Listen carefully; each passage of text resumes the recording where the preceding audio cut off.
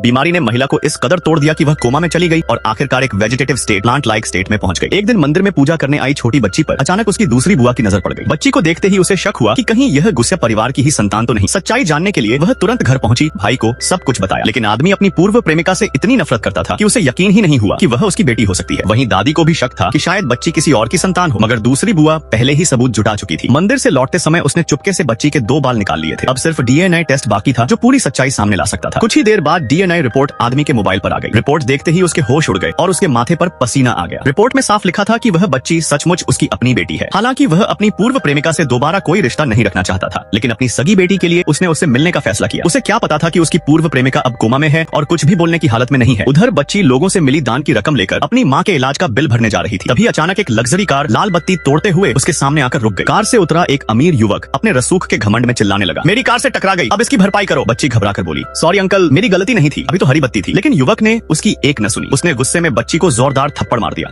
जिससे उसकी टोपी दूर जा गिरी। टोपी हटते ही सबने देखा कि बच्ची के सिर के सारे बाल सफेद थे। युवक के साथ खड़ी चालाक लड़की ने उसका मजाक उड़ाना शुरू कर दिया। जब बच्ची अपनी टोपी उठाने लगी तो युवक ने उसे पहले ही उठा लिया और दोनों मिलकर उसे एक दूसरे की तरफ उछालकर उसका मजाक उड़ाने लगे। बेचारी बच्ची लाख कोशिश करती रही, लेकिन वह अपनी टोपी वापस नहीं ले सकी।